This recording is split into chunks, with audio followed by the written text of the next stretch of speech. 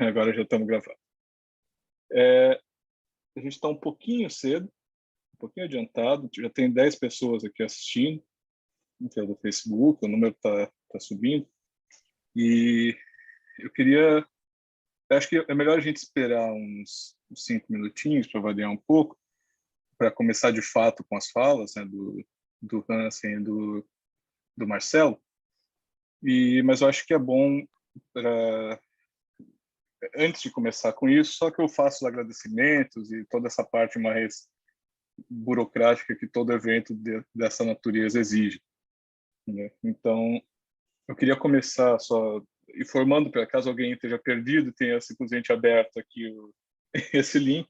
A gente está aqui por conta do lançamento da minha edição das obras poéticas do Alvarenga Peixoto, que o livro foi publicado pela Ateliê em dezembro do ano passado, dezembro de 2020. Foi pela Ateliê no Brasil e em parceria com o escritório brasileiro do David Rockefeller Center for Latin American Studies, aqui da Universidade de Harvard. Mas é o resultado de um processo muito longo, né, de pesquisa, muito longo. Processo de 4 anos de pesquisa. Então, eu queria agradecer tanto ao ateliê quanto ao pessoal do Dr. Class, né, do Centro do David Rockefeller. Agradecer também a FAPESP e a CAPES, que não financiaram o livro, mas financiaram os projetos de pesquisa que culminaram no livro, direto ou indiretamente. E também agradecer ao pessoal do IELT, o Instituto de Estudos de Literatura e Tradição, da Universidade Nova de Lisboa, que me acolheu por lá por um semestre, enquanto eu circulava Portugal atrás dos manuscritos do Alvarenga Peixoto, e em especial ao Gustavo Rubim, que foi meu supervisor nesse meu tempo em Portugal. E, lógico, agradecer as 2 pessoas que estão aqui hoje, né, o professor João Adolfo Hansen, que foi meu orientador de 2011 até 2018, e em projetos diferentes, e também ao Marcelo Moreira, que é o culpado de eu ter ido mexer com o manuscrito, né, que o Hansen me levou para a Polônia e o Marcelo me levou para os arquivos, eu acho. Então, queria agradecer aos dois culpados que eu trouxe aqui hoje, para que eles compartilhem da culpa desse livro junto comigo. Mas também aqui em Harvard, eu queria agradecer ao professor Josiah Blackmore, ao Bruno Carvalho e ao Mariano Siskind, que são professores aqui do departamento, né, de Letras Românicas, e que me ajudaram bastante, direto ou indiretamente também, nesse processo da publicação do livro, de conseguir o financiamento e me explicar como essas coisas funcionam por aqui. Então, queria agradecer a todos vocês, né? Todo mundo junto. Essa pesquisa eu comecei em 2014 por acidente, né, com o Hansen. O Hansen me orientou durante uma iniciação científica, desde 2011, sobre Castro Alves. Acho que deve ter sido a iniciação científica mais longa que o Hansen orientou, porque foi de 2011 até 2013, né? Um projeto que não acabava nunca, assim, sempre aparecendo alguma coisa, a gente ia seguindo. Em 2014, eu disse para ele que não, que eu queria voltar e estudar a colônia, né? E a gente ficou discutindo o que eu estudaria, porque eu não conhecia muito as letras coloniais. Eu falei, não, tá bom, século XVIII, eu quero um poeta desconhecido, né? Ou quase desconhecido. Então, o Hansen começou a listar vários, e o nome do Alvarenga Peixoto, por algum motivo, ficou marcado, né, para mim.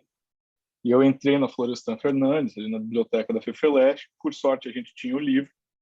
E eu li todos os poemas e decidi fazer o mestrado. Então, começa ali em 2014, e é um projeto que se estende até 2018, né? E se desdobrou, virou um estágio no exterior, virou um doutorado, que foi um doutorado bem curto. Acho que na prática acabou sendo o processo todo como se fosse um doutorado direto, né? E em relação à duração que levou. Mas, então, eu queria passar a palavra para o Hansen e depois para o Marcelo Moreira. O Hansen vai falar um pouco sobre várias questões e depois para o Marcelo, para a gente discutir um pouco essas velharias que a gente estuda e apresentar o livro para quem tem interesse por esses assuntos, né? Pode ser, Hansen? Vamos. Eu, Maravilha. eu falo, mas eu falo acreditando que aqui eu tenho menos a dizer do que vocês dois. O Marcelo certamente vai ter muito a falar sobre manuscritura e você também do trabalho e dos pressupostos e procedimentos do seu trabalho. E eu falo simplesmente como alguém que topou orientar as suas pesquisas desde que você fez o mestrado sobre a poesia desse poeta que é, eu diria, totalmente desconhecido ainda no Brasil. Provavelmente ele é lido por algum especialista no século XVIII ainda, mas a própria universidade brasileira, que se caracteriza pela sua grande ignorância atualmente, e nessa situação miserável, governado por fascistas, a gente tem uma relação também extremamente precária com o passado. Já era pelos próprios projetos românticos, nacionalistas e modernistas de constituição de uma literatura nacional, muita dessa poesia do século XVIII, que aqui no Brasil foi feita no Rio de Janeiro e na região da Vila Rica, das Minas Gerais, no século XVIII, em conexão com Portugal, na medida que praticamente todos esses poetas foram estudantes de direito na Universidade de Coimbra, e onde eles conheceram também as reformas pombalinas e tomaram muitas vezes posições anti-jesuíticas, anti o jesuitismo que estava na base da educação deles. Essa poesia, muitas vezes, ela foi valorizada no século XIX, quando foi possível lê-la como um prenúncio da independência do país, de modo, vamos dizer, nacionalista. Depois, no século XX, ela foi muitas vezes lida assim ainda, e às vezes se associou a ela algum mito romântico, por exemplo, o Tomás Antônio Gonzaga e a Marília de Dirceu, o Dirceu e a Marília e o mito do amor impossível. E depois, quando ainda no governo, eu acho que do Getúlio Vargas, se criou em Ouro Preto aquele panteão dos heróis da pátria, e eles fizeram túmulos, alguns fictícios, outros ainda com as cinzas de alguns desses poetas que tinham sido exilados para lugares distantes, como África, foram levados para lá. Criou-se uma espécie de mitologia em relação às Minas Gerais, os amores infelizes da Marília e do Dirceu, e efetivamente essa poesia deixou de ser lida. E na universidade se falou muito de um grande poeta, na minha opinião, ele é o melhor deles lá no 18, que é o Cláudio Manuel da Costa. Mas o Cláudio, como ele tem uma educação toda espanhola, e como ele emula os poetas do conceito engenhoso do 17, como ele é um grande seguidor de Góngora e Quevedo, ele vai dizer no prefácio das obras que ele conhece o melhor, mas que ele segue o pior. E, nesse sentido, a poesia dele, hoje nós a lemos com um certo gosto ainda, na medida em que ela não se deixou dominar por um padrão muito fixo de uma petrificação do estilo, segundo uma convenção poética muito estrita. Então, nesse sentido, nós lemos a poesia dele e ela tem toda essa referência ao mundo árcade, que vem da Arcádia Romana, que ele conhecia, e toda essa referência ao mundo pastoral, da pastoral e o mundo pastoril, mas, simultaneamente, como ele é um grande leitor de Góngora, o Góngora que acaba produzindo na poesia dele aquilo que, para nós, modernos e pós-modernos, nos interessa mais que a invenção e a relação entre conceitos distantes em sínteses muito agudas. Agora, os outros poetas, alguns também são bons, mas eles são, a gente diria hoje, mais convencionais, como é o caso do Gonzaga com a sua Marília, que ainda continua sendo cultivado e lido na medida em que se associa ao casal o mito do amor impossível, não é verdade? Existe ainda um belo poeta, que é o Zé Basílio da Gama, com seu poema épico O Uruguai. Outros menores, como o autor do Caramuru. E, nesse caso, o Inácio José de Alvarenga Peixoto. Ele, na própria crítica brasileira, na medida em que a produção dele é pequena, ele tinha 33 poemas conhecidos que foram editados pelo Norberto, depois pelo Domingos Carvalho e pelo Ruiz Lapa. Agora, em 1998, um professor e crítico português, que é o Topa, o Francisco Topa, achou mais um poema. O número, então, de poemas aumentou para 34.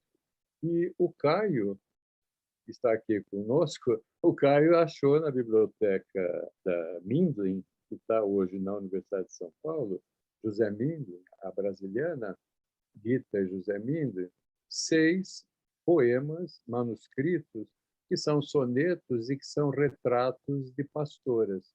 E, com isso, o número de poemas do Inácio subiu para 40. Não é uma produção grande, mas, e nesse sentido, por não ser uma produção grande e por ele ter ficado meio secundário no cânone, porque a questão no cânone brasileiro, quando ele é estudado, porque isso hoje eu acho que nem mais, nos cursos de literatura brasileira, esses poetas coloniais, ou por ideologia nacionalista, ou por desconhecimento, ou por preguiça, eles não são estudados e nem referidos. Então, nesse sentido, o trabalho do Caio teve, antes de tudo, uma grande virtude historiográfica, é de fazer visível, tornar visíveis todo um corpus de poesia que estava bastante esquecida e que continua razoavelmente esquecida, mesmo na universidade, onde, nos cursos de letras, ela deveria, mas não é, ser estudada, né? Agora, nós vamos ter aqui justamente uma questão que essa poesia está o tempo todo propondo, que é uma espécie de simplicidade ou de simplificação dos estilos, por oposição à poesia que era feita em Portugal, mas também na Espanha, no século XVII, que era a poesia do conceito engenhoso. Então, nesse sentido, a gente tem também a associação dessa poesia feita pelo Alvarenga Peixoto há uma postura também política que em Portugal correspondeu às reformas pombalinas na segunda metade do século XVIII e que correspondeu também à recusa e à crítica da educação ministrada pelos jesuítas, pela Companhia de Jesus, nos seus colégios, no Brasil, na África, em Portugal, e principalmente na Universidade de Coimbra, no curso de cânones, onde esses jovens ricos, como Inácio de Alvarenga Peixoto, recebiam educação que os tornava advogados e, formados imediatamente, eles ingressavam na burocracia do Estado português, vindo muitas vezes exercer funções públicas nas colônias. É o caso, por exemplo, de muitos desses poetas que iam para Luanda, a Angola, que iam para Moçambique, mas que vinham também para o estado do Brasil e, às vezes, iam para o norte, para o estado do Grão-Pará, do Maranhão e do Grão-Pará. No caso, então, a gente tem aqui um poeta que veio para cá voltando para perto da sua família, da região de São João del Rei. E no caso do Inácio, há também mais um caso, vamos dizer, romanesco, que é o fato dele ter conhecido a Bárbara Eliodora, na verdade, a sua da Fonseca, com quem ele teve um filho, e ela foi mãe solteira. Depois, quando ele se casou com ela, eles tiveram mais 3 filhas, 3 meninas. Eles tiveram ao todo 4 filhos. E uma vida de fazendeiros no interior das Minas, ali na região de São João del Rei, e ele, com cargo de advogado, ligado à burocracia portuguesa, quando chegou a devassa da Inconfidência Mineira. Ele estava envolvido, ele foi condenado, vocês sabem, e foi deportado para a África, para Angola. Ele escreveu, um pouco antes de morrer, odes ou pedido, ou poesia laudatória, louvando a Dona Maria I, esperando que ela comutasse a pena, a sentença, mas ela não comutou nada, e ele chegou em Angola e poucos meses depois ele morreu, se acredita, de uma febre palustre, uma febre transmitida por pernilongos. E ele morreu, os poemas dele permaneceram manuscritos, eles tiveram uma pequeníssima circulação local aqui na capitania de Minas. A esposa dele, a Bárbara, ela também era poeta, ela deve ter guardado os poemas dele, a gente não sabe. E no século XIX, ele foi lembrado quando se começou a constituir canonicamente o cânone nacional de poetas que tinham participado da Inconfidência Mineira e colaborado na independência do Brasil. Agora, ele acabou ficando sempre um poeta meio marginal, das margens, devido à pequena produção dele e à falta também de edições.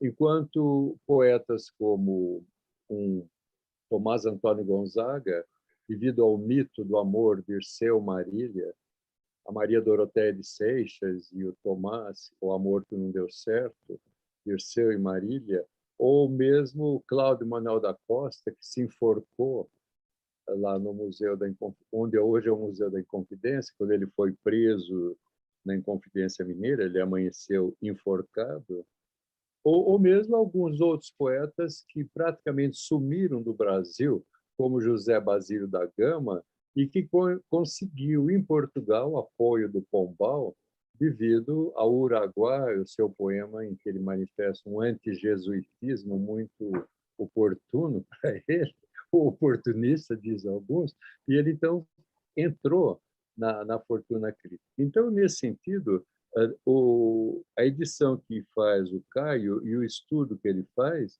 me parece também que ela tem um grande valor de fazer visível novamente uma poesia que estava bastante esquecida. Eu acho que tem muito valor cultural, muito valor poético, artístico e valor também histórico essa publicação. Embora, vivendo no Brasil, nós podemos dizer que esse valor acaba sendo relativizado pela barbárie das nossas instituições e pela barbárie também da nossa população, que é mantida sempre na grande ignorância do presente, e, nesse sentido, uma ignorância maior do próprio passado, né?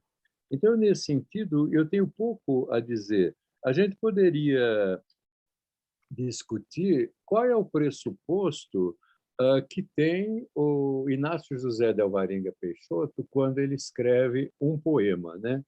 Me parece que a gente acha esse pressuposto exposto numa obra de poética do Cândido Lusitano, que foi seguidíssimo pelos poetas portugueses da segunda metade do século XVIII, onde o Cândido Lusitano justamente critica a fábula de Polifemo e Galatea do Dom Luiz de Gôngora, falando dos absurdos, segundo ele, das metáforas, que, segundo ele, em Gôngora, são metáforas desproporcionais, são metáforas fantásticas, mas que não têm nenhuma proporção verossímil, porque o pressuposto falha totalmente quanto à verdade da coisa até empírica. Então, nesse sentido, quando ele diz assim, por exemplo, Gôngora, que quando o Polifemo, apaixonado pela Galatea, ele tem um olho só, e ele olha o seu olho numa lagoa, o sol brilha e o sol também está brilhando na água. O Polifemo vê o próprio olho e o Gôngora escreve que é um segundo sol. Nesse sentido, o Cândido Lusitano diz que essa metáfora é radicalmente de mau gosto, que ela fere os princípios da verossimilhança, que ela é absurda e que ela é totalmente desaconselhável, e diz assim que Gôngora é um poeta que só agrada às pessoas rústicas e que Gôngora é como um poeta que escreve para meninos que gostam de coisas vistosas, pintadas, confeitas de latão, e ignoram o ouro, que tem o verdadeiro valor. Então, ele propõe proporção. E logo depois, o Cândido diz isso. A beleza poética está fundada na verdade. E, imediatamente, ele diz assim, e ela se compõe de perfeições reais. Verdade, que fundamenta a imagem poética, mas uma perfeição real. E diz assim, e não de desconcertos ou ilusões aéreas. Quer dizer, Gôngora, e com ele a gente podia dizer uma Sor Juana, também um Quevedo, também até os poetas metafísicos ingleses, imagina um Dryden, um Marvell, um John Donne, toda essa gente da agudeza, toda essa gente que desde o século XVI, passando por todo o XVII na Europa, imagina um Marine, essa gente, os grandes poetas franceses, Durfé, todos eles, segundo o Cândido Lusitano, é gente que gosta do latão e não do ouro. Então, nesse sentido, diz assim, a verdade poética ela não se deixa levar por ilusões aéreas. E diz assim, nunca o entendimento pode, direta ou indiretamente, parecer verdadeiro o que é falso, porque foi criado para conhecer a verdade, exceto se os sentidos e se o cérebro está depravado pelo desconcerto dos órgãos. Então, quer dizer, é uma ideia de uma adequação quase que verista da imagem àquilo que os nossos sentidos fazem enquanto experiência da realidade e aquilo que os nossos sentidos comunicam para o nosso cérebro, produzindo imagens icásticas. Quer dizer, a imagem é icanosa, ela deve ser icástica, adequada à ideia representada e não fantástica. Então, ele vai dizer Gôngora é um autor de fantasmagorias, é um autor fantástico, portanto, ele não é aconselhável. Então, esses poetas do 18, como o Inácio, eles seguem fielmente essas ideias, como a do Cândido Lusitano, guiados por noções como verdade, racionalidade, naturalidade, clareza e objetividade. Então, eles produzem uma poesia que se constituiu principalmente a partir do século XIX, quando as histórias literárias nacionais começaram a ser escritas, ela se constituiu como uma poesia de poetas árcades, de poetas arcadistas, de poetas clássicos e neoclássicos que tinham feito uma verdadeira revolução no século XVIII, fazendo na poesia aquilo que era o iluminismo na filosofia. E daí toda uma grande discussão crítica na história literária brasileira se esses poetas que viveram em Minas e no Rio no século XVIII, eles realmente conheciam as ideias francesas. Eles tinham ouvido falar de algumas ideias revolucionárias, mas eles realmente tinham lido, eles eram iluministas, haveria um iluminismo católico, o Marquês de Pombal teria permitido isso ou não? Portugal teria permanecido escolástico? E, de qualquer modo, a poesia do século XVII e pedaço do XVI, ela foi classificada como barroco. O barroco foi uma invenção do século XX para classificar essa poesia como algo deformado, excessivo, confuso, de mau gosto, a que se opôs à clareza, à racionalidade, à linearidade de poetas como Tomás Antônio Gonzaga, Inácio José de Alvarenga Peixoto, José Basílio da Gama, Santa Rita Durão e outros menores, como no Rio de Janeiro, Sapateiro Silva, que é um anônimo quase que é desconhecido, que era um poeta popular, mas que era arte. Enquanto um Cláudio Nel da Costa, na medida que ele diz lá que ele conhece o melhor, mas segue o pior, deteriora sequor, como ele diz, e ele diz assim, eu sei que é bom. Bom é a poesia do iluminismo, é a poesia ilustrada. Mas eu sigo Gôngora, eu sigo o pior.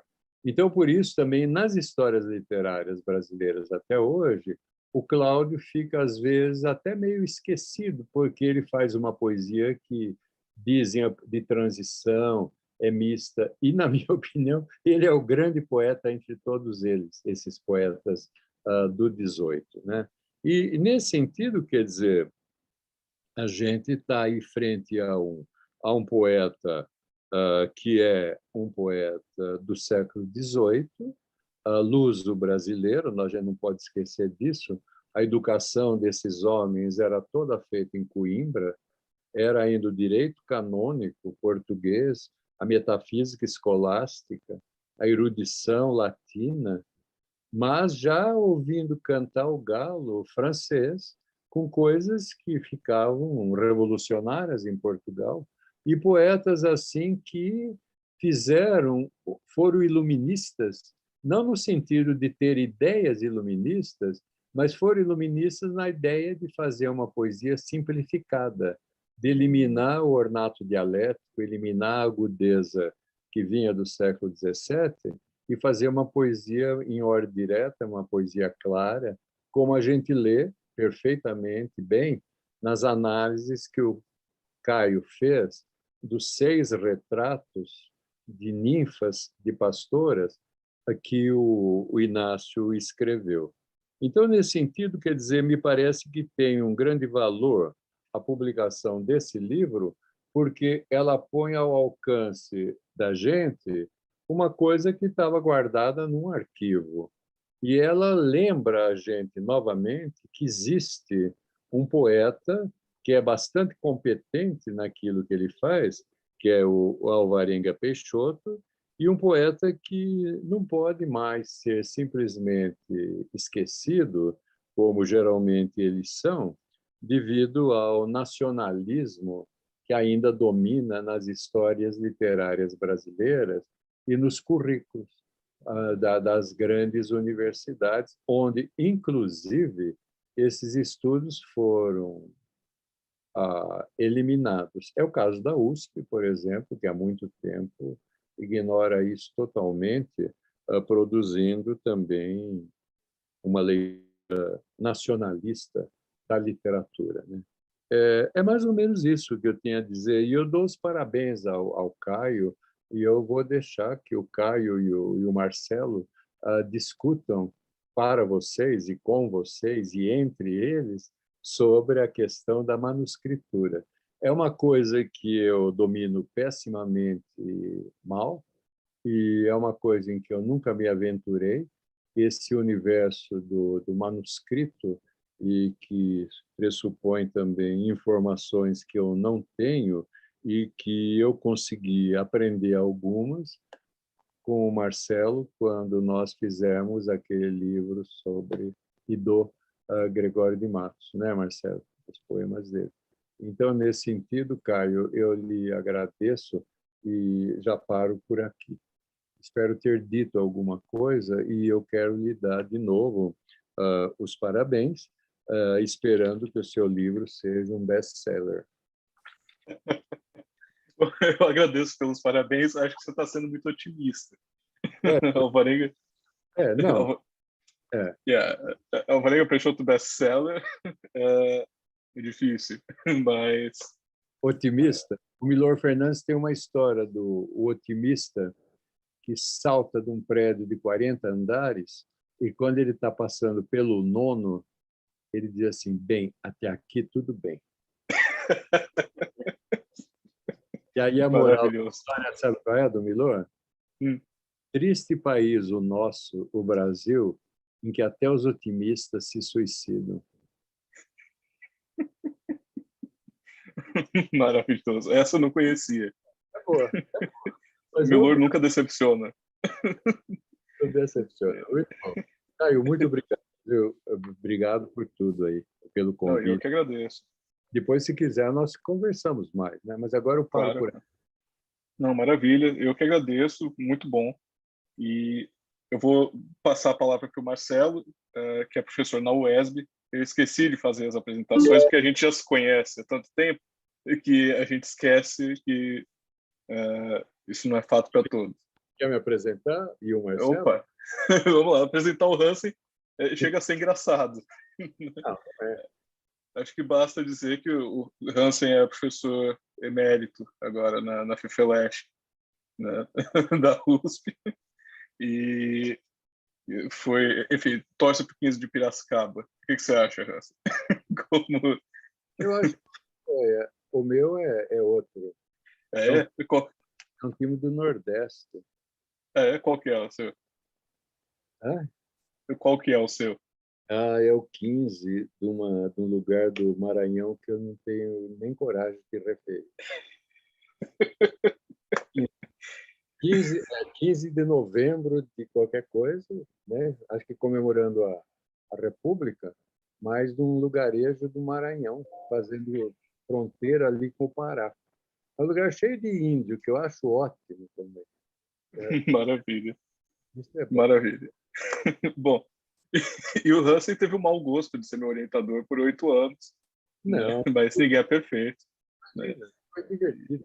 A gente se divertiu, né? Eu, pelo menos, me diverti. Eu também, muito. E o Marcelo trabalha com manuscrito já, construiu a carreira em torno do estudo da manuscritura colonial, principalmente, mas não só, né?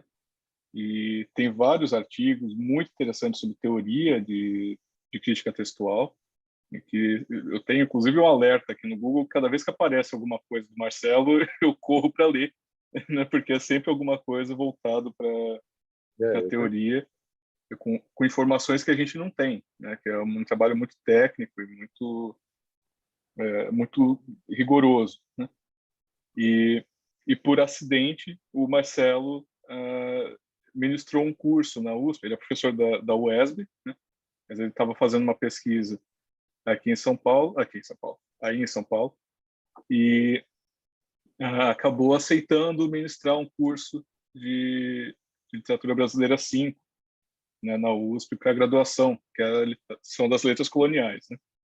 E eu fui um aluno nesse curso, e foi ali que eu conheci o Marcelo e que comecei a me interessar mais por essa questão da manuscritura. Eu não passo nem perto de ser um crítico textual nesse sentido mais rigoroso, mas eu tento, meu interesse maior é tentar aplicar o que eu leio dos trabalhos do Marcelo e de outros na fatura de edições específicas, né? E que sejam edições do século XXI, né? Que a gente já não esteja mais tentando reproduzir modelo do século XIX, do século XX, aquela coisa romântica, nacionalista e biográfica, né? E assumindo a falha de todos os critérios que eu adoto, né? E tentando deixar isso explícito. Mas, enfim, o Marcelo é que me introduziu a isso. Não sei se fiz bem, a gente vai descobrir agora. E por isso passo a palavra para o Marcelo. E vamos lá. Caio, gostaria, em primeiro lugar, de agradecer pelo convite, para estar aqui hoje consigo, com o João, com o Hansen, para falar do seu livro. E é um belíssimo livro, como eu próprio já lhe disse antes. É um livro que recoloca em circulação a poesia do Alvarenga Peixoto, e estava bastante tempo restrita às edições do José Norberto da Silva, do Domingos Carvalho da Silva e do Rodrigues Lapa, que circulavam, pode-se dizer, pouquissimamente.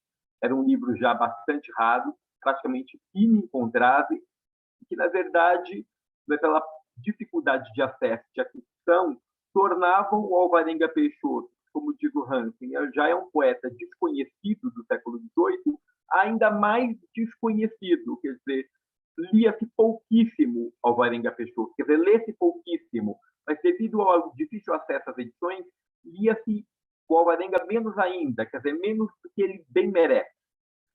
Eu acho que a sua edição, você diz assim, não é que você principiou a estudar crítica de textos quando foi meu aluno, que você entende pouco disso, mas a gente percebe pela leitura, eu mesmo fiz isso, pela leitura da bibliografia de seu trabalho e pela consulta que você fez a manuscritos depositados em muitas bibliotecas de arquivos portugueses e brasileiros, que você empreendeu uma recensão de excelente qualidade dos manuscritos em que estão depositados, inscritos, na verdade, os poemas atribuídos ao Alvarenga Peixoto. Eu, por exemplo, li que entre os manuscritos que você pesquisou, porque você, claro, como todo mundo que trabalha com manuscritura e com edição de texto, deve ter compulsado um volume imenso de manuscritos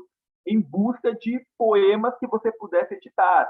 Então, na verdade, os poemas que constam do Conspectus Sigillorum, do índice de siglas das bibliotecas e arquivos em que você pesquisou, e os manuscritos que constam sob cada rubrica, na verdade, representam apenas o topo de um iceberg que representa aqueles lugares de inscrição em que você localizou poemas atribuíveis ao Alvarenga Peixoto. Então, por exemplo, eu contei que na BNL, na Biblioteca Nacional de Lisboa, você encontrou 14 manuscritos, na Biblioteca da Ajuda 6, na Universidade de Coimbra 3, na Biblioteca Mindlin 1, na Biblioteca do Porto 9, na Biblioteca de Évora 8, na Biblioteca de Braga 15.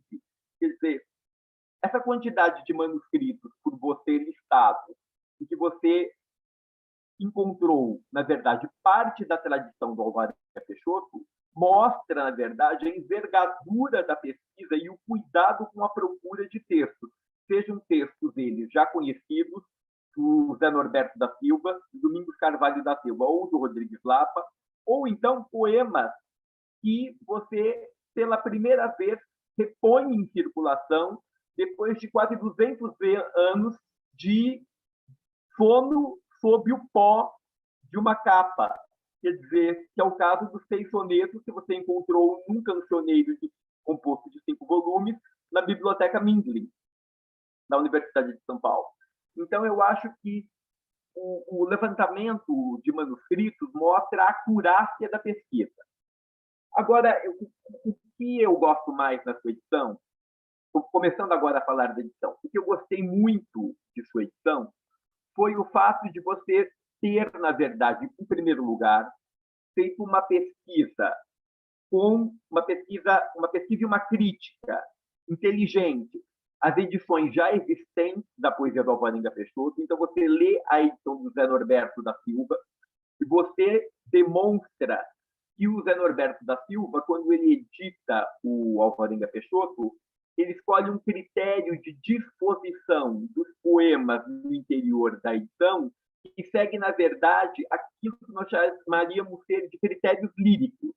Engraçado que o Zé Norberto da Silva ele coloca lá os poemas sob uma rubrica de gênero lírico, por exemplo, sonetos, né? E edita todos os sonetos atribuídos ao Alvarenga, da edição dele, como você nos ensina. Ele conhecia apenas 27 poemas atribuídos ao Alvarenga Peixoto, e ele então estabelece sob rubricas líricas, ele escreve os poemas. Agora, além da disposição sob rubricas líricas, o Zé Norberto da Silva também encabeça cada poema com uma didascália ou um paratexto que serve para, de certa forma, circunscrever um certo sentido ou atribuir um certo sentido a cada poema. E você mostra que algumas dessas didascálias, depois eu fui ver o Zé Norberto da Silva, elas, na verdade, são deíticos, como você mesmo nos mostra na sua edição, quer dizer, ao mesmo assunto, quer dizer, o poema subsequente a um que já tinha um título específico, ele, na verdade, replica esse título por meio de um deítico, ao mesmo assunto. Esse tipo de didascália, ou de remissão, ou de circunscrição de sentido, ou de tentativa de particularização de sentido de um poema, é comum em muitos cancioneiros portugueses do século XVI e XVII e de cancioneiros luso-brasileiros do século XVII e XVIII, como eu e o Hansen demonstramos naquele nosso livro sobre o Gregório de Matos e Guerra. E isso, de fato, era uma prática comuníssima.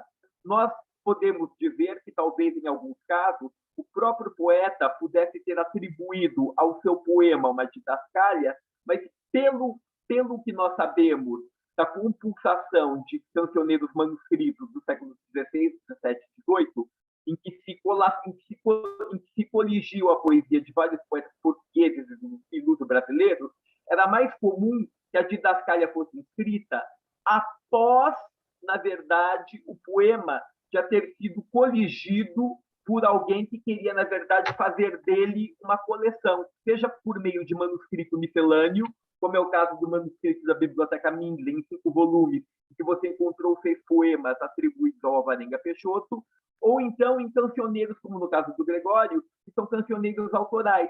Mas, de qualquer maneira, nós encontramos na tradição do Gregório vários poemas em vários cancioneiros que têm diferentes didascálias, o que parece mostrar que as didascálias eram, na verdade, constituídas como se fossem protocolos de leitura para encabeçar um poema circunscrevendo-lhe o alcance de sentido. Quer dizer, na edição do Joaquim Norberto, quando eu vi as didascálias, o que eu pensei imediatamente foi o seguinte: será que, na verdade, foi o Joaquim Norberto que estabeleceu as didascálias para os poemas que ele edita, ou as didascálias já estariam presentes no manuscrito que lhe teria servido de base para que ele preparasse a sua edição? Porque tanto as didascálias quanto as disposições dos poemas na edição do Joaquim Norberto pareceram a mim que eram, na verdade, fruto de uma manuscritura precedente à edição. E se fosse assim, seria talvez importante tentar recuperar ou reencontrar esse cancioneiro em que o Joaquim Norberto teria se baseado para fazer a sua edição. Você depois pode me dizer se você acha que essa minha dúvida ou que essa minha pergunta, se ela tem alguma pertinência ou não.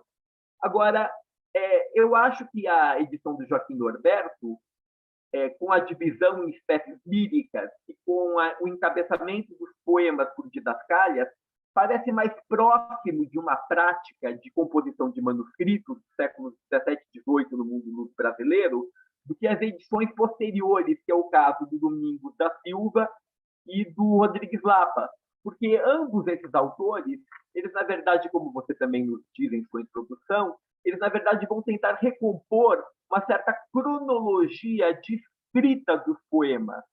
E, como as edições do Domingos da Silva e do Rodrigues Lapa são completamente díspares entre si, embora ambos digam que tentam restabelecer uma cronologia de composição dos poemas, a gente vê que os critérios que eles adotaram para tentar refazer esse percurso cronológico de composição dos poemas era completamente diferente, e, portanto, completamente particularíssimo. Quer dizer, não eram critérios de recomposição de uma cronologia que tivessem qualquer objetividade, porque se a tivessem, na verdade, a sequência dos poemas nas edições seria mais ou menos a mesma, o que não é.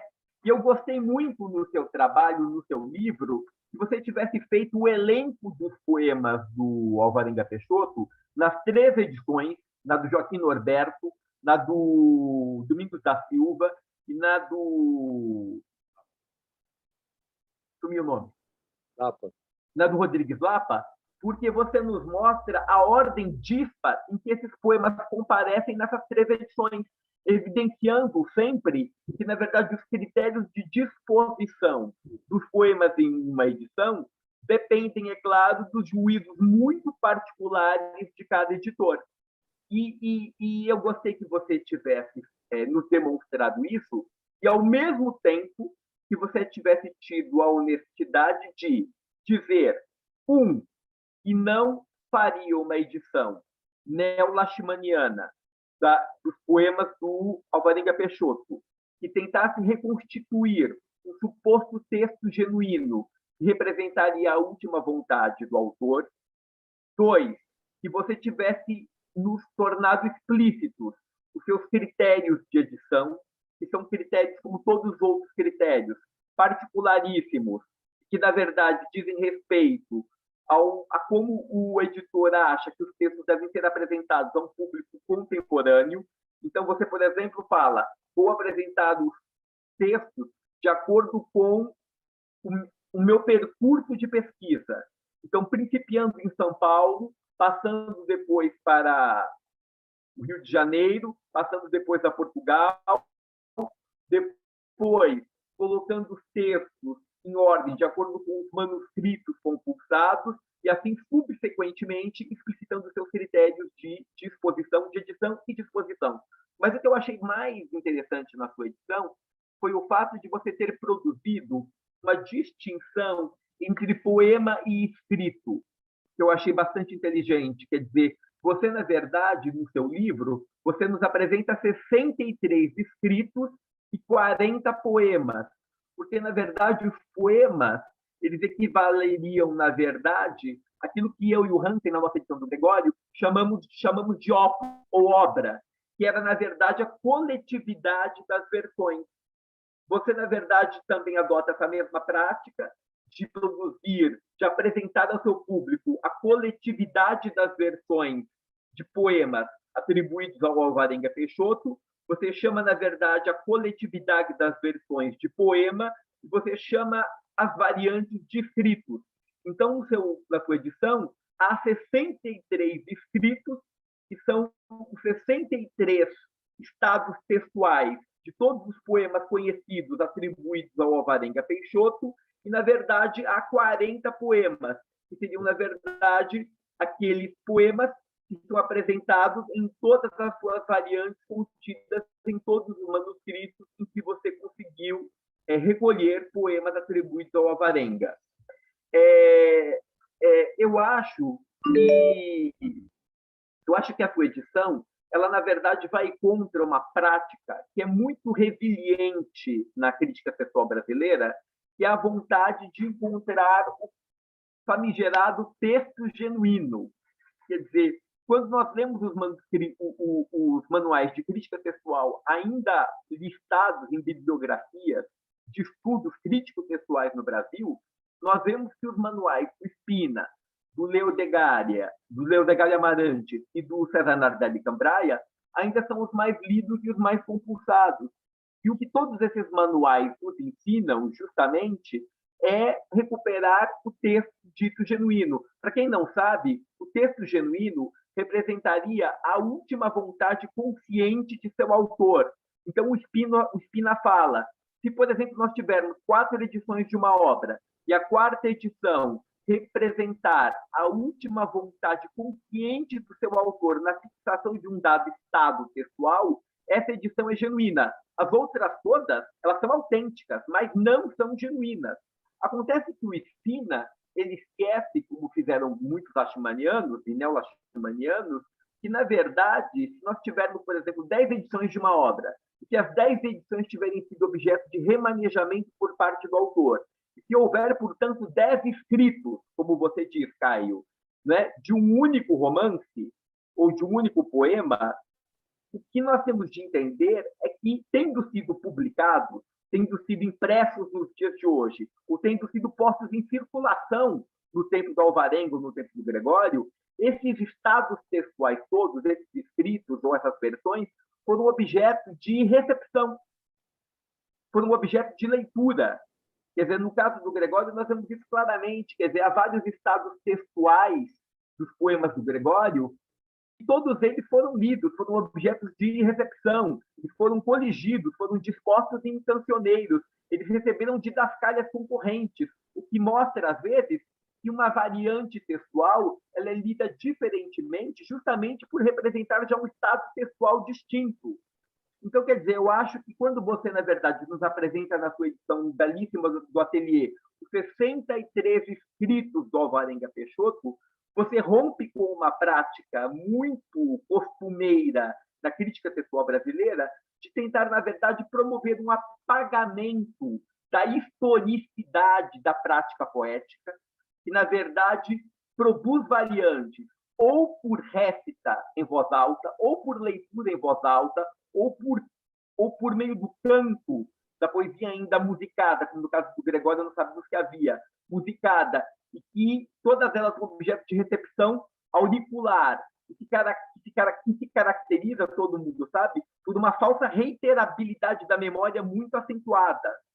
Então, quer dizer, você, na verdade, nos apresenta 63 escritos que compõem a poesia do Alvarenga Peixoto, e com isso você mostra para nós justamente a instabilidade da prática poética no século XVIII do brasileiro.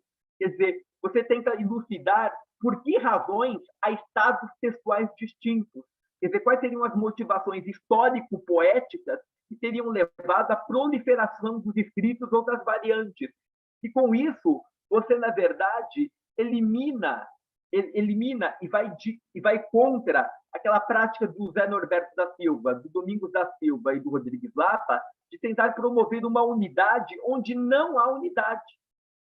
Quer dizer, na verdade, pensar que havia um único poema num mundo em que a poesia era objeto de constante recepção pelo ouvido ou pela própria escritura, no caso das folhas volantes, dos papéis avulsos, ou mesmo dos cancioneiros, mas em que ela era posta em circulação, em que ela era copiada à mão, e que, quando copiada, não se fazia muita questão, muita vez, de saber se havia apenas um estado textual ou mais de um estado textual. Quer dizer, os manuscritos, na verdade, nos mostram alterações que dificilmente nós vamos saber se são fruto do próprio Alvarenga ou se é fruto de letrados que intervieram ativamente na produção dessa poesia. Isso. Não é? Nós sabemos, por exemplo, que havia práticas cortesãs no século XVI, XVII, eu ainda não sei se ainda as havia no XVIII, que, na verdade, eram constituídas da composição de um público letrado, de um público aristocrático, ao qual era repassado, por exemplo, o quarteto de um soneto, e o público deveria, na verdade, compor na sua inteireza, compondo o quarteto que faltava e os dois outros tercetos, para, na verdade, inteirar o poema que tinha sido, na verdade, fornecido apenas parcialmente. Quer dizer, então isso gerava uma quantidade imensa de poemas que teriam um quarteto em comum com um quarteto e dois tercetos distintos. Isso nós encontramos em vários livros de prendas cortesãs do século XVI e XVII. Dois desses livros eu li, me foram indicados pela Sheila Mourari, a minha amiga, que trabalha com poesia do século XVI e XVII, e que os localizou em bibliotecas portuguesas. Então, quer dizer, a gente não sabe, por exemplo, quantas práticas culturais de fato havia, qual era a produtividade de cada uma dessas práticas na geração de variantes concorrentes ou de escritos concorrentes de um mesmo poema. É por isso que eu acho que a sua edição é inteligente, porque, na verdade, independentemente da prática que teria dado, cultural, que teria dado origem à variante, você, na verdade, disponibiliza essas variantes para que todas elas possam ser lidas e colacionadas pelo público leitor dos dias de hoje, e não só por um público especializado, que tem interesse, de fato, em saber quantas variantes há para cada poema, ou quantos escritos há para cada poema, mas também para um público em geral que passa a ser mais bem informado sobre uma prática poética desueta, hoje completamente desconhecida, e que, na verdade, era importantíssima para o estado com que as letras luso-brasileiras elas se nos apresentam na manuscritura que chegou aos dias de hoje e que nos permite hoje preparar edições distintas, novas, desses poemas para um público leitor do século XXI. Eu acho que era isso que eu tinha a dizer. Eu queria parabenizar você e eu acho que a gente podia conversar um pouquinho agora, eu, você e o João, porque eu acho que é mais bacana a conversa do que a apresentação. Maravilha. Muito obrigado, Marcelo. E bastante coisa para pensar aqui. Hansen, você tem alguma coisa que você quer dizer ao Marcelo diretamente? Eu tenho umas perguntas. O que eu queria perguntar a você e ao Hansen é o que vocês acham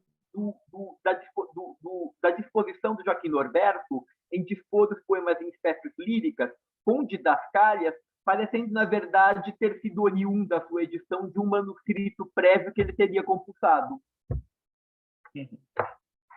Desculpe, Marcelo, eu não entendi a sua questão. Você pode repetir? É que, assim, João, na edição do Joaquim Norberto, os poemas estão dispostos sob rubricas líricas, por exemplo, soneto, cantata. E cada poema tem uma didascália que se assemelha muito àquelas didascálias manuscritas que nós encontramos no século XVI, XVII, XVIII.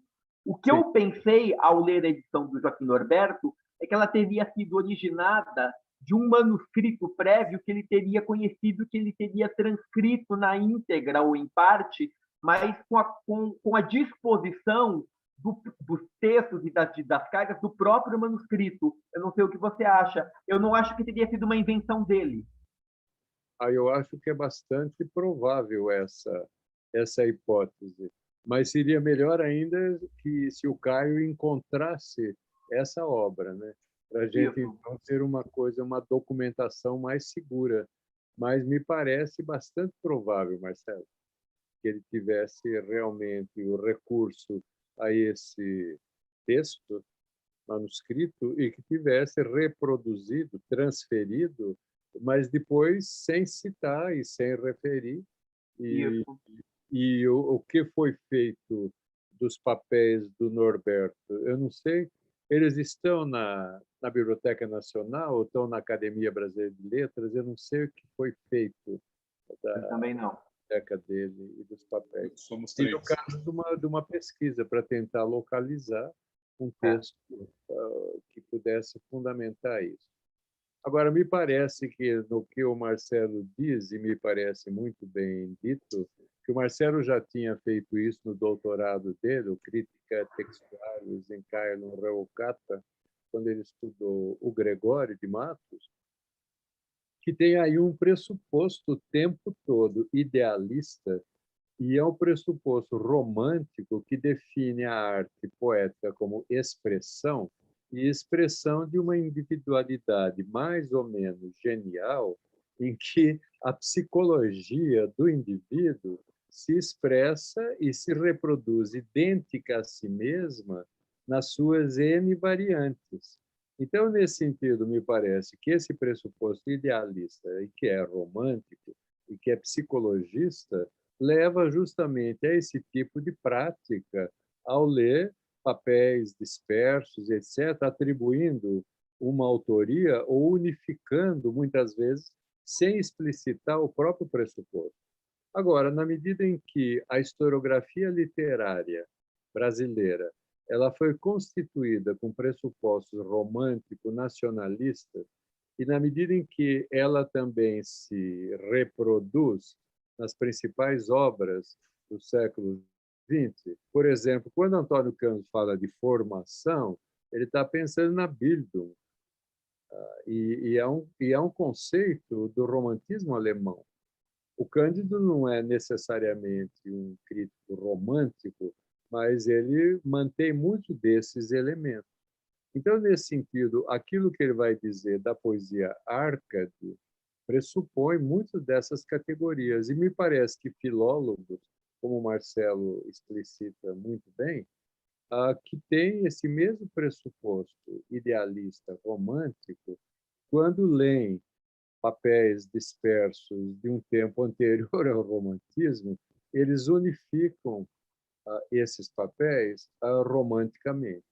Agora, o ensino que é feito na universidade dessas letras ele reproduz, em geral, o pressuposto romântico nacionalista no ensino da literatura brasileira, em que brasileira é o substantivo e literatura quase sempre é só um adjetivo. Nesse sentido, me parece que é muito legal isso que o Marcelo disse e propôs para a gente discutir, conversar. É muito bom. O que eu achei bacana na edição do Caio, o Hansen, é que, no caso do Gregório, devido à extensão do corpo, da quantidade imensa de códices manuscritos que há, nós tivemos, no momento da nossa edição, de selecionar um manuscrito que servisse de base para a fatura do nosso trabalho. Não é? E nós explicamos, na verdade, o porquê da manutenção do códice na sua inteireza e por que não, porque nós não combinamos com lições de outros manuscritos. Agora, no caso do Alvarenga Peixoto, o que é bacana é que, como o corpus é pequeno, Caio, você conseguiu, na verdade, reproduzir no seu livro os 63 escritos que você localizou. Quer dizer, na verdade, tudo aquilo que há do Alvarenga está presente no livro.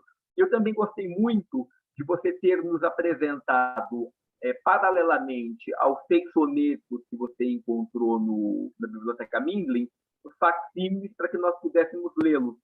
Eu também achei muito produtiva a ideia. É ótimo. Não, maravilha.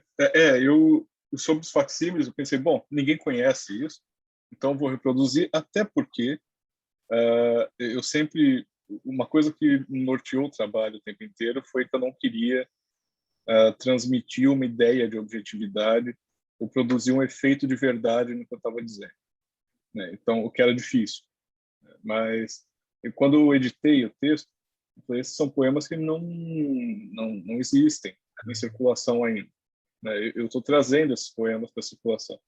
Então, eu quero poder apresentar para o leitor um nível ainda mais próximo da materialidade do arquivo, até para que ele possa discordar do meu estabelecimento do texto, né? Que com o restante do corpus do Alvarenga, bem ou mal já é conhecido, né? Você já tem as versões, você já tem uma circulação maior. Então eu quis trazer isso por conta dessa questão. Eu acho legal que a editora tenha topado e que tenha sido produtivo para vocês. Sobre os papéis do Norberto, são uma das frustrações da pesquisa. Pesquisar qualquer coisa ali todas as vezes que eu fui para o Rio para tentar encontrar alguma coisa, foi muito frustrante. Que eu ia e raramente eu conseguia localizar o que eu queria, mesmo que eu tivesse o número do manuscrito, eu tivesse todo o código, tudo certinho. Em algum momento da história mudou o catálogo e aí ninguém mais consegue seguir a referência que eu tinha. Não há uma forma de você localizar o catálogo antigo para você descobrir qual é a nova referência. O manuscrito do Sonho Poético, que eu editei, é uma xerox em folha de sulfite, né, que eles têm lá. Porque algum funcionário da Biblioteca Nacional xerocou o manuscrito e pegou uma caneta Bic e escreveu do lado, explicando as palavras que não saíram na xerox direito. Onde está o manuscrito, só Deus sabe. A gente não consegue achar o manuscrito. Tem que estar lá dentro. Ele não pode ter saído de lá. Ele tem que estar lá. Ele é um patrimônio nacional. Mas assim... Pode ter saído. Onde eu fui lá 3 vezes para tentar falar com funcionários diferentes e ver se era uma questão só de boa vontade. Creio que não era. Creio que realmente eles não sabem onde está. Porque você voltava, fazia a mesma pergunta, o funcionário fazia exatamente a mesma coisa e trazia aquela xerox para mim. Então, assim, é complicado tentar localizar qualquer coisa ali. Os funcionários foram todos muito gentis e tudo mais, mas, assim, cada vez que eu ia para o Rio, eu gastava mais energia na busca de um manuscrito do que eu tinha gastado em 5 meses circulando em Portugal na busca de qualquer coisa nova, né, que eu não sabia nem o que era. Eu pegava miscelâneas poéticas do 18 e ficava passando página por página para ver se eu achava alguma coisa do Alvarenga. E algumas, você sabe, né? São aqueles catataus assim, de mais de 1000 páginas, em que você passa. 80% dos poemas são anônimos, então você tem que memorizar pelo menos o primeiro verso de todo o corpus do Alvarenga, que raramente os primeiros versos são modificados. Normalmente você mantém o começo do poema. Né? Pelo menos foi isso a impressão que eu tive, que as variantes raramente estão nos 2 primeiros versos, estão sempre depois. Então, memorizei os primeiros versos de todos os poemas do Alvarenga e eu ia passando, página por página, nessas miscelâneas, tentando achar alguma coisa nova. E achei muita coisa interessante, quase nada novo. Mas, assim, e quase nada relacionado ao Alvarenga também. Né? Mas, enfim. Mas no Rio eu não consegui localizar nada do Norberto. Tentei, com tudo que era palavra-chave, que vocês podem imaginar, fazer uma pesquisa sobre o tal poema que ele diz ter excluído, porque era ofensivo aos heróis da independência da América Inglesa. Ele fala que isso eu não vou editar porque é ofensivo demais. E eu queria achar isso, não está em lugar nenhum. O Lapa também revirou os arquivos tentando achar, não conseguiu localizar. Se isso existiu, porque pode ser que o Norberto esteja mentindo. Né? Oi? Ele pode ter rasgado o papel, que era uma ofensa aos heróis Uhum. norte-americanos. Eu não duvido. Mas sabemos lá o que aconteceu. Eu interromper, mas diga. Não, mas eu não duvido. Porque é estranho. O Norberto ele tem uma prática que ela realmente me parece muito mais próxima de uma prática da manuscritura, né, na edição dele, da mesma prática que eu achava nos arquivos, né, do que da prática que eu vi no APA depois, nesse sentido. Porque ele não está fingindo objetividade no que ele está fazendo. Ele não está tirando ele mesmo do processo de edição. Ele está ali, ele está falando, isso aqui é ofensivo, eu não vou publicar, sabe? Essas cestilhas aqui não são do Alvarenga, mas vou publicar, são da mulher dele que estão aqui. Né? Porque sim, né? Porque eu disse que sim, então estão ali.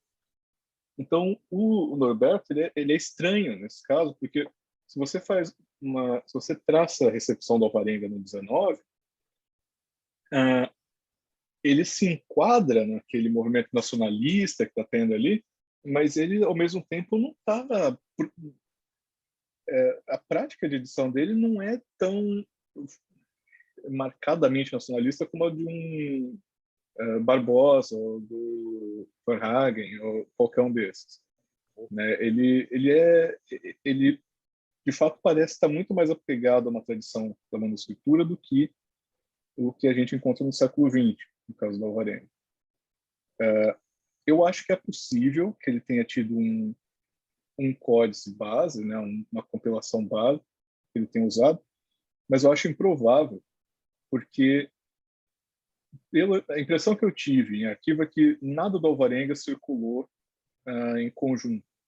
As coisas circulavam de forma muito avulsa. Né? Então, eu acho que talvez ele tenha produzido um códice manuscrito, nesse sentido, com folhas avulsas que ele recebia. E aí talvez ele tenha usado o critério das espécies líricas para catalogar esse códice, para separar esses manuscritos que ele mesmo compilou.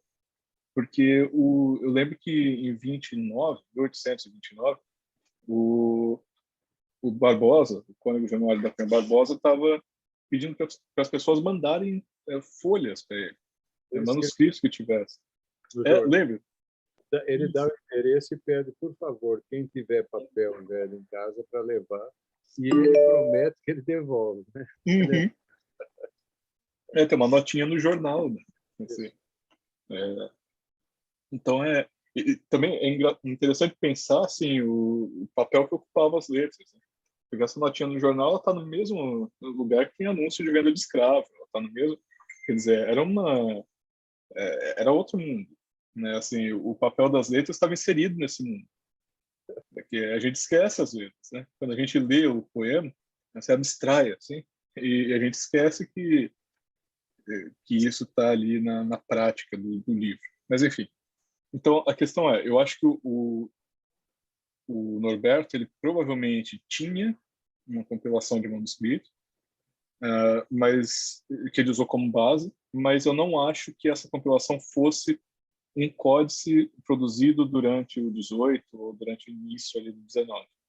Eu acho que pode ter sido uma compilação dele mesmo, e é muito provável que isso tenha sido dispersado depois, porque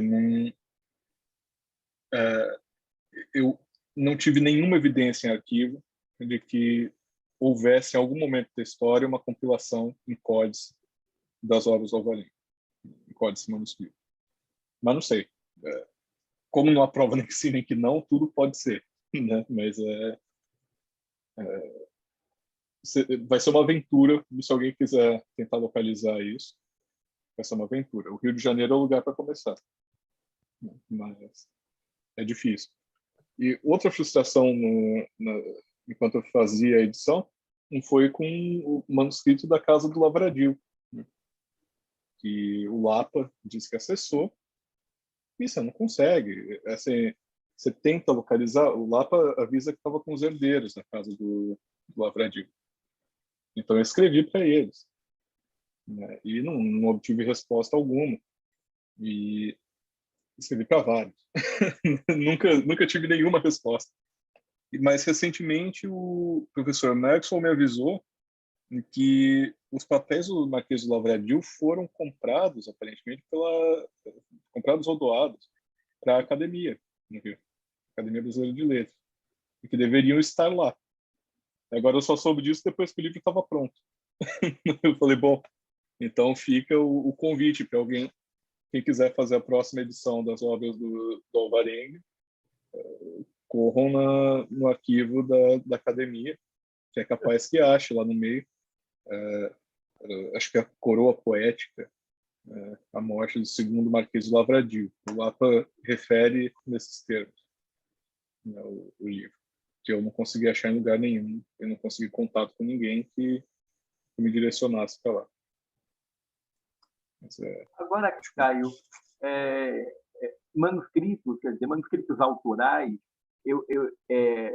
eles são mais difíceis de encontrar no mundo luso brasileiro, mas eu, há uns anos atrás, fui chamado pelo livreiro Zé Luiz Garal, da livraria dele, a Barra, na Bela Sintra, para ver um manuscrito do Vila Rica, do Cláudio, e o manuscrito continha o poema, era um volume belíssimamente encadernado, hoje pertence ao Itaú Cultural.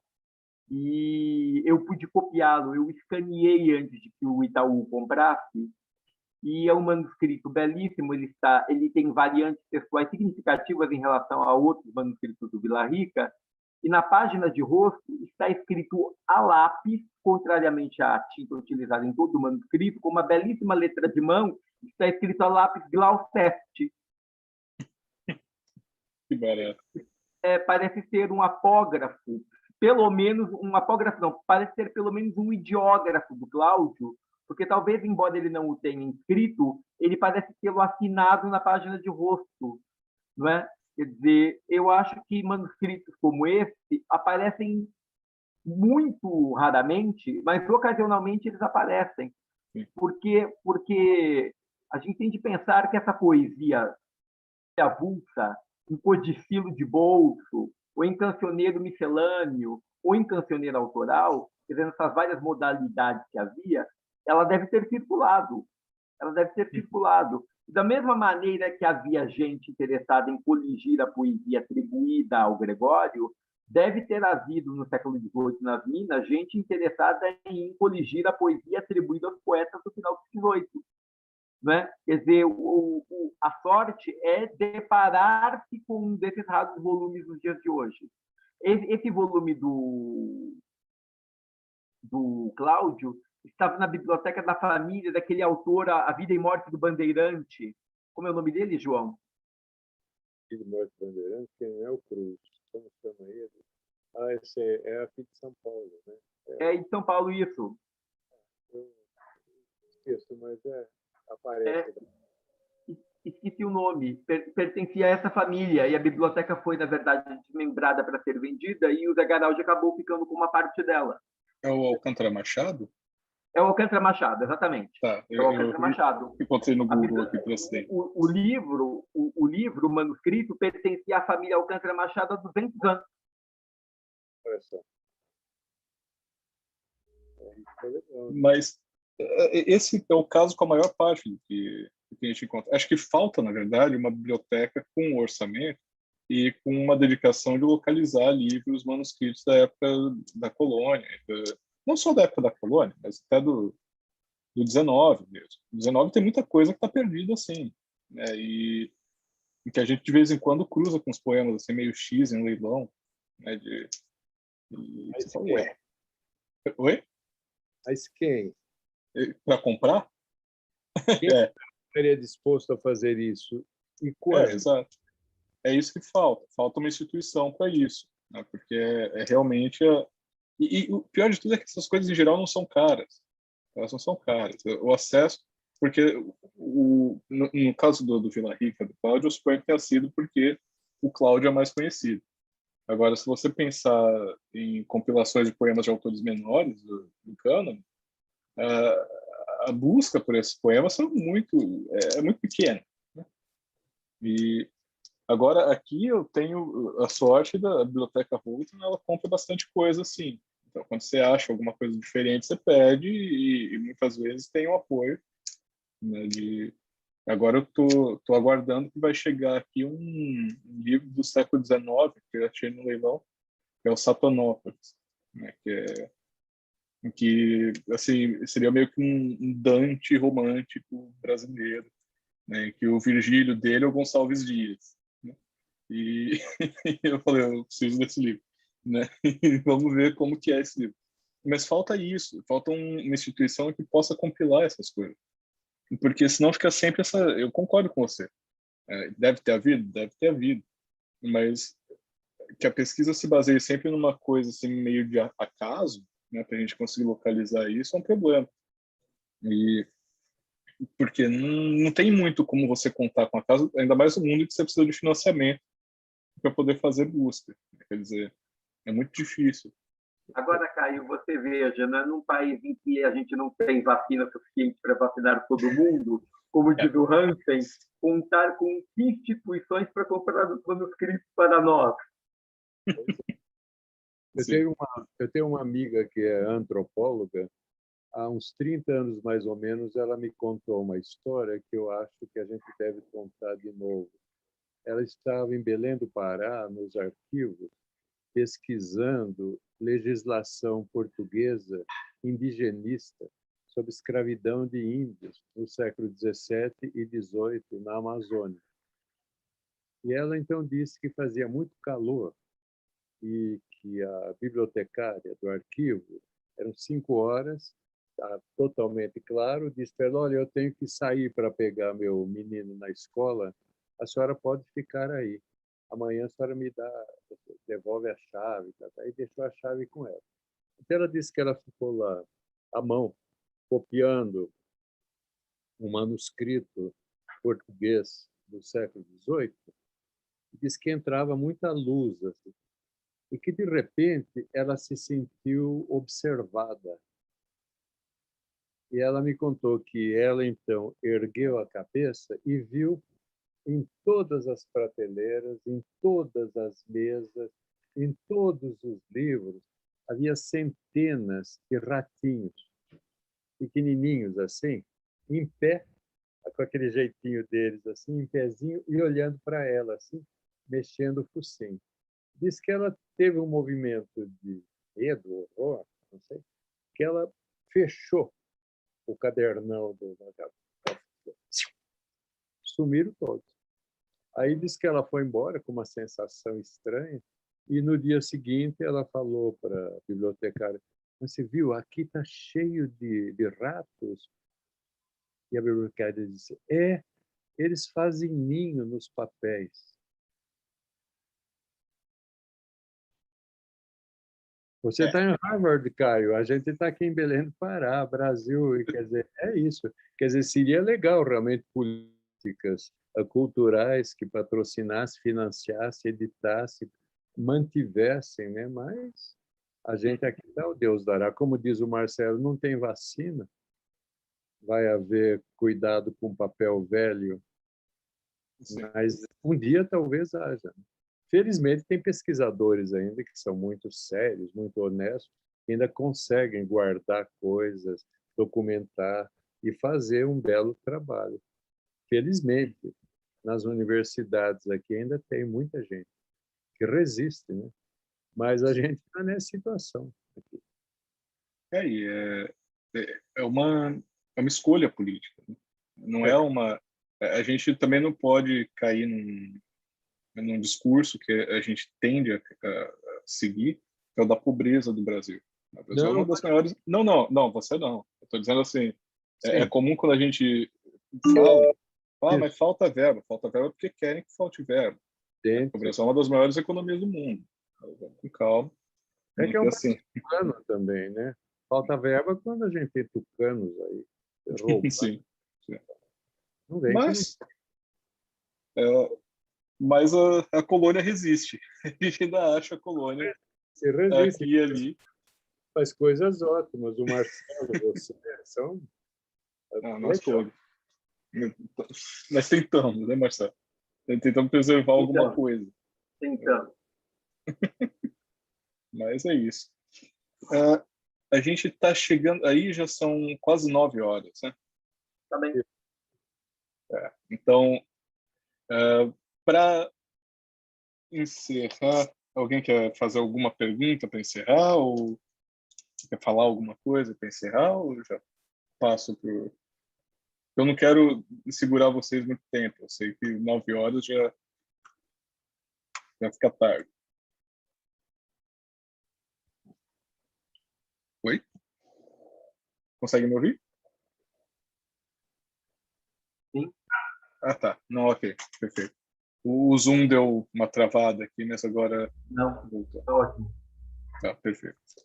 E, bom, vocês têm alguma coisa que vocês querem dizer? Não, Um pro eu só outro? queria agradecer muitíssimo, Caio, foi um prazer estar contigo. Eu queria agradecer ao Hansen publicamente pela possibilidade de estar ao lado dele, e pelos anos de orientação e pelos anos de aprendizado sobre letras luso-brasileiras e sobre letras portuguesas e sobre muita coisa a mais que eu pude gozar ao lado dele. Foi uma coisa muito boa, foi uma coisa muito frutífera em minha vida e foi um grande prazer e tem sido um grande prazer e uma grande aventura trabalhar junto com ele todos esses anos. Obrigado, João. Imagine, Marcelo, eu que também sou muito grato a você, que as poucas coisas que eu sei sobre esse mundo do papel e sobre o mundo da manuscritura, eu aprendi com você. Eu tentei muitas vezes me introduzir a esse mundo lendo autores, teóricos, comprei livros e tudo, mas sempre ficou um conhecimento muito hermético para mim. Agora, com você, eu aprendi assim a materialidade da prática, que é o modo que a gente aprende. É só com a materialidade das práticas que a gente aprende. E com isso, eu não aprendi ainda o suficiente que eu gostaria de saber mais. Mas um dia eu vou pedir para você me dar um curso que poderia. Eu vou pedir ajuda, porque enquanto ainda tenho algum tempo, eu não sei se eu tenho muito tempo ainda por aqui, mas enquanto eu tiver esse tempo, eu vou te importunar pedindo isso. Sou eu que agradeço muito. E eu também que agradeço ao Caio o convite. O Caio sempre foi extremamente independente e ele escreve diretamente já para ser impresso o texto dele. Ele tem um domínio magnífico da língua e ele se comunica de maneira muito precisa, exata. E ele se meteu nesse mundo, né, desde o mestrado, esse mundo luso-brasileiro, esse mundo colonial, que é um mundo relativamente muito desconhecido ainda aqui no Brasil. Eu digo isso na medida em que, no campo das letras, acho que 98% das interpretações elas ainda são caudatárias do modelo nacionalista romântico. E por isso as categorias delas, elas não são categorias históricas, e são transhistóricas. Então, me parece que o trabalho do Caio é um trabalho muito valioso, porque além de pôr em circulação obras esquecidas e desconhecidas do poeta, ela também põe em circulação de maneira muito historicamente precisa e muito segura, o que também permite a constituição, que eu acredito vai sempre ser amplificada, ampliada por novos estudos, de novos cânones de leitura, que é fundamental também. Estabelecer novos cânones de leitura, como a gente tentou fazer com a tradição do Gregório de Matos e Guerra, e como a gente vai poder fazer ainda com outras tradições coloniais, que ainda estão esperando muita coisa. Por exemplo, o Gonzaga, o Basílio, o Cláudio, o Sapateiro Silva, no Rio, vários poetas. E nesse sou eu que agradeço ao Caio e agradeço também muito a você, Marcelo. E foi sempre um prazer para mim, eu me divirto ouvindo e aprendendo, eu sempre aprendo. E é por isso que eu sou grato. Muito bom, muito obrigado. Eu agradeço muito a vocês dois, mesmo, por terem aceitado o convite para falar aqui hoje, no meio dessa pandemia e no meio essa fase que é horrível em todo canto e que aí está ainda pior, né? E eu agradeço também por ter feito parte desse grupo, né? Cheguei mais tarde, mas encontrei vocês ali, o que foi muito bom. Eu ainda ontem ou anteontem, eu estava mexendo nos e-mails antigos e eu encontrei o e-mail que eu enviei para o Hansen em 2011. Uma semana antes dele ir para a UCLA para dar um curso, eu enviei um e-mail para ele falando: oi, professor, acabei de entrar no curso de letras e meus amigos falaram que eu devia fazer uma iniciação científica. Eu gosto muito de Castro Alves, você quer me orientar? Eu tinha, acho que, sabe, alguns meses de graduação. Eu vi a aula inaugural do curso, que foi o Hansen que ministrou. Ele parece que sabe das coisas. E eu fui atrás, completamente ignorante do que era o curso de letras e de quem era o Hansen. Lembro que eu me assustei quando ele me respondeu falando: podemos conversar. Topo, sim, podemos conversar. Agora eu estou indo para Los Angeles dar um curso, depois eu volto. Ué. E aí eu fui atrás do trabalho do Hansen e fiquei assustado, assim. Mas nunca foi uma relação que inibisse, né? Mesmo não sabendo absolutamente nada de como fazer pesquisa, a relação com o Hansen sempre foi ao contrário. Foi uma relação que me dava condições para aprender para aprender a aprender. É isso, iniciação científica. E foi muito bom, né? Com o Castro Alves lá atrás, depois com o Alvarenga, sempre com autores que não são os autores que a gente coloca na cabeceira. Eu sempre gostei de estudar esses outros autores, né? E não sei por quê, né? Talvez seja um masoquismo, né? Mas eu acho que é ali que eu consigo cutucar um pouco melhor a ideia de uma constituição do cano, né? Porque normalmente é na falha do discurso, porque quem está fazendo historiografia literária raramente quer gastar muito tempo falando desses autores. Então, o foco está nos grandes autores, mas esses autores menores eles servem de sustentação para a narrativa, né? É por isso que eu gosto de mexer ali, e raramente essa sustentação se sustenta, né? Quando você começa a cutucar um pouquinho, ela cai. E aí é divertido ver como que a estrutura da historiografia fica completamente abalada quando você dá um peteleco no Alvarenga, assim. Também, velho. Sim, sim. Mas então eu agradeço muito ao Hansen por todos esses anos e agradeço muito ao Marcelo também, porque eu tinha aprendido filologia nessa linha lacaniana, né? E foi com contato com o Marcelo que eu comecei a questionar aquilo que para mim era uma coisa evidente, foi apresentado como evidente. É assim que se faz, se busca o texto genuíno. E quando o manual apresenta a disciplina dessa forma. O curso reproduz o manual. E nas livrarias você não acha muitos livros, muitas edições, que neguem o que o manual e o curso disseram, isso realmente se torna uma verdade incontestável, porque você não tem base para discutir aquilo. Então, nesse ponto, o curso do Marcelo foi ótimo, porque eu conheci os manuais e o curso dele foi na contramão daquilo, fez uma bagunça na minha cabeça, e foi fundamental para que eu falasse, não, peraí, deixa eu ir para o arquivo e ver o que eu acho ali, porque não dá para eu seguir o manual mais. Né? E foi fundamental nesse sentido. Eu agradeço muito a vocês dois e por terem topado participar aqui hoje dessa live. E também agradeço também as pessoas que estão assistindo, né, que a gente teve em média entre 50 e 60 pessoas quase o tempo inteiro. Agora estamos aqui nos 39 que resistem ainda bravamente. E também muito aos alunos do Marcelo, da UESB, né, que estão participando do evento e muito interessados no evento, me mandando mensagem sobre o evento durante a semana. Muito e bom. queria agradecer muito ao pessoal da UESB também, aos colegas. Vitória da Conquista é o centro desses estudos. Sim. Aqui em São Paulo não é a USP, nem a Unicamp, nem a Unesp, e nenhuma universidade do Rio também. O centro desses estudos hoje é a Vitória da Conquista, e é onde eles fazem coisas de ponta. E nós todos, nós temos muito que aprender com eles, se a gente, por acaso, tiver interesse ainda nessas velharias ditas coloniais e até algumas anteriores às coloniais. A gente tem tudo a aprender com eles. Eu mesmo aprendi e ainda aprendo, e isso é magnífico.